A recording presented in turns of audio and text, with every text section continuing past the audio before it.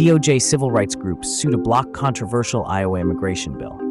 The Department of Justice and civil rights groups filed two separate lawsuits on Thursday, aiming to block a controversial immigration law known as SF 2340 from going into effect in Iowa.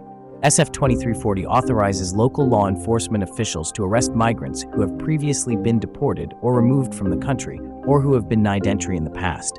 It also gives judges the power to order a person to be sent back to the country from which the person entered the United States. The law also does not prohibit children from being charged.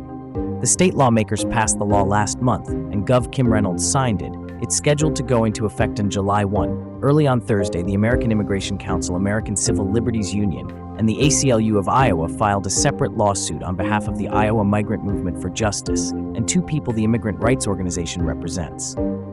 WAR removes legal immigration status requirements for professional licenses. Washington residents without permanent legal immigration status will soon be able to get professional licenses for jobs once closed to them. Gov.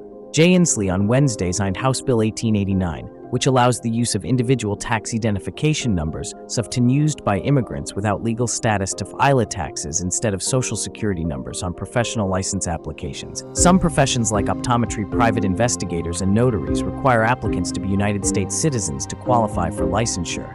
The bill also removes those requirements. This bill will open doors for careers in teaching, healthcare, accounting, and many other professions to those who are ready to join the Washington workforce.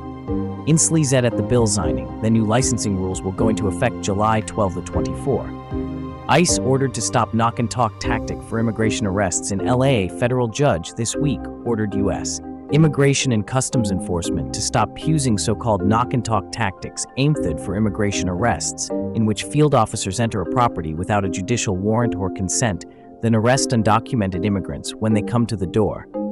In a decision on Wednesday, U.S. Strict Judge Otis Wright, a George W. Bush appointee, said the practice amounts to knock and arrest and violates Fourth Amendment protections against unreasonable searches and seizures. These protections, she noted, include the curtilage around one's homes, such as yards, and porches that are part of the property.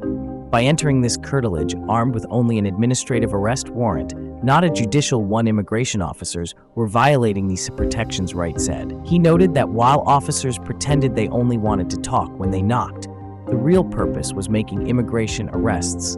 Under knock and talk, ICE officers typically show up at migrants' homes in the early morning hours. Agents knock on the door and ask to speak with the undocumented immigrant they seek to arrest. Friends, show us some love and smash the like button. It doesn't cost you anything. If you have an immigration problem or need a second opinion because you cannot get a hold of your own lawyer, schedule a meeting with our team. Share information with our CARES team and they will help you get scheduled with our legal team.